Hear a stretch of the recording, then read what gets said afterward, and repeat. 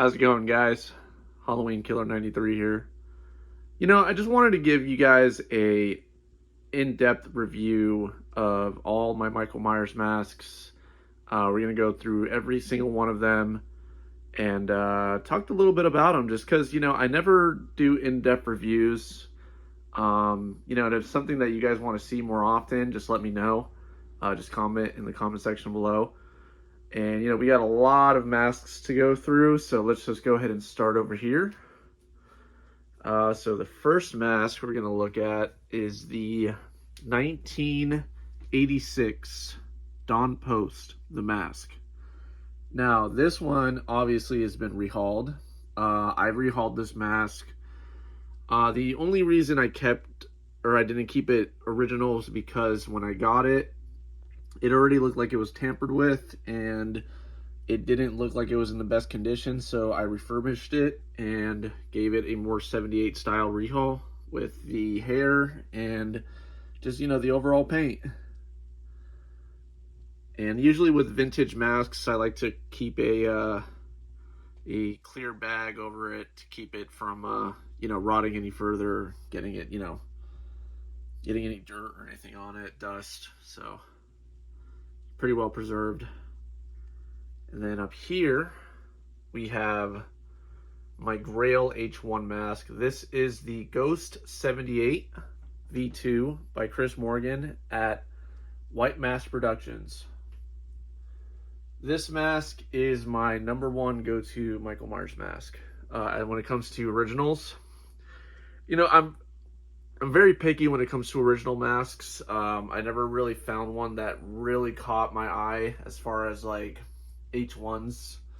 I actually saw Chris Morgan out at a convention, I believe it was Spooky Empire, and I think one of his buddies was wearing this, and I just was like, I have to have that in my collection to kind of get the perfect H1, and I think that the Ghost 78 is that mask. I don't know. It's just, there's something about it that just screamed part 1. And it just looks great on my half mannequin, as you can see. And then what we have here is a Captain Kirk mask that I bought online as a blank. So I did the paintwork and the hair on this Kirk. I can't really say who made this Kirk. I think it's called a Kirk Mold 75, but I could be wrong. I don't want to give out misinformation. I don't usually do too many Kirks, so I was really happy that, I was able to get this, because this is probably like my 3rd or 4th Kirk that I've ever done, and, they're just fun to do. It's just different. You got to get the right skin tone and the shading right on these, and I think these look pretty good. Yep. Plus, you always got to have a Kirk in your collection, All right, so moving on, up here, we have the Rob Zombie and 78 Child Michael Myers masks from Trick or Treat Studios. Not much to say about these, really. And then here we have the Rob Zombie Clean mask from Trick or Treat Studios. Not rehauled, this one's stock. All my Rob Zombie masks are stocked.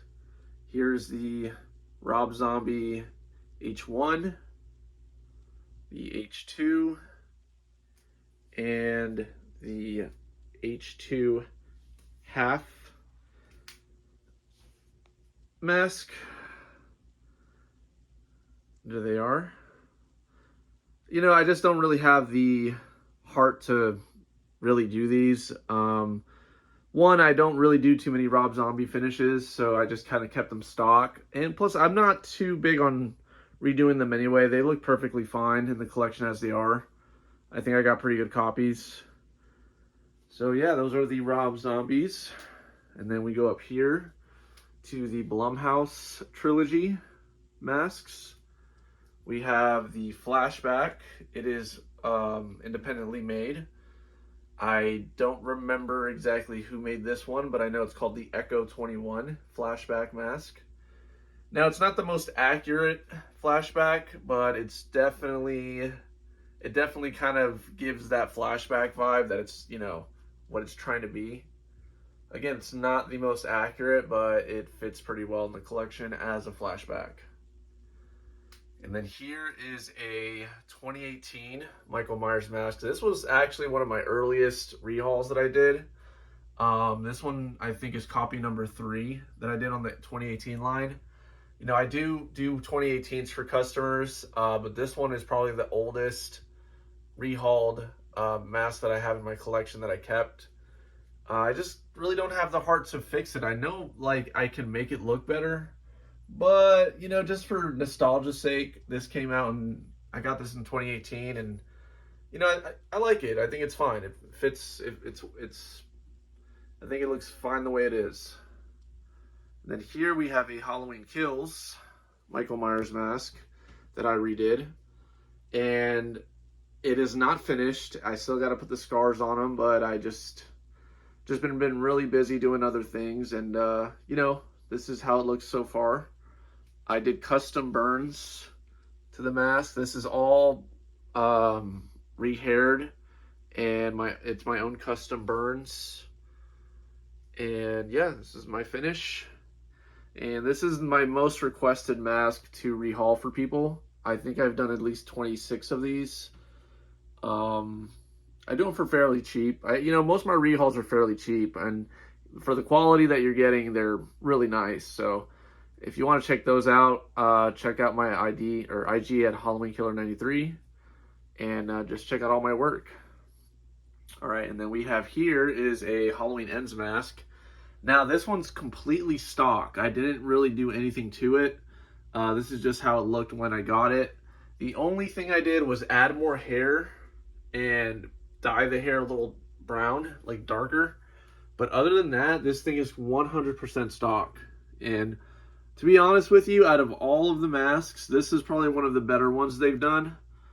Just as a stock piece, I didn't really feel the need to really touch up on it. I mean, I probably could, you know, add more detail to it, but for what it is, I mean, you know, I'll just keep it as it is for now. I mean, I'm not dissatisfied with it at all. All right, now let's go down here. This is a Semetery Gate Productions Fear mask. Very early Michael Myers masks from the early 2000s. This was made by Terry Lambert at Semetery Gate Productions. And I actually bought this locally about a year ago. And the guy wanted a 250 on it, and I had the H2s made by Terry Lambert, and I kind of just wanted it to fit with the line that I have here. And, you know, it's a nice mask. It's a little small. It's more of a display piece, but, you know, it's for, you know, for an old independent mask, it's actually very nice. And then what we have here is the Semetery Gate Productions Warlock. This mask has always been one of my go-to masks, you know, on my wish list when I first started when I was 13. When I seen this on the michaelmyers.net forums, I've always wanted one. And when I finally purchased one around 2017, you know, I got a glass case for it. I displayed it. Like, this is my holy grail for anything Michael Myers. This guy is the mask for me. This is Michael Myers. Halloween 2 is my favorite movie. It's my favorite out of the whole series. And, you know, you can't have one without two. So I went ahead and got 2 Warlocks. And this one is the Blood Tears version. Now, granted, I actually made the Blood Tears myself. This was actually just an original Warlock that I added Blood Tears to with some perma blood. So now I have the H2 bloody version. And then if we go down here, this one is a Tinsley Transfers Halloween 2 Michael Myers mask. Now these guys just got the license to Halloween 2, and I went ahead and bought the mask out of curiosity because I actually really like the sculpt of it. But originally, like, it didn't look Halloween 2 to me. It looked more like a Halloween 4 poster. So I refinished it to look more like an H4 poster mask. And I think it looks nice. I actually wore this on Halloween. And, you know, for originality, as something that has an original sculpt, I think it looks really nice. Really cool looking. I like the bumpiness of the latex. It reminds me of Halloween 6. But it's definitely a nice mask. Moving on to the back here, we have a MCS Studios Halloween 4 mask. And yeah, this one's an older mask. It doesn't really fit me too well. It's more of a display mask. So I might just get a Trick or Treat Studios Part 4 to replace it. Only because I can't really wear this one. It's a little too snug. But just for a display piece, it looks really nice. And then here we have my rehauled Halloween 5 Trick or Treat Studios mask. Now, a lot of people don't like Halloween 5. I personally never liked the mask until I owned one and I refinished it. And, you know, there's just something about it that really looks like it's so different that you start appreciating it for what it is. You know, it's like it has its own creepiness, its own scare factor. And, you know, the TOTS versions are actually really nice when they're rehauled. I think these are really cool. They're very accurate. And they're just overall really nice masks. And then back here we have a Trick or Treat Studios Part 6 that I refinished as well.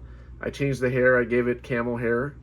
Even though it's not spiky, it looks more original with the more stroke-backed hair. So, you know, it kind of reminds me of the prototype masks that they were going to use for Halloween 6 or Halloween 7, but they opted on those in the first scene alone.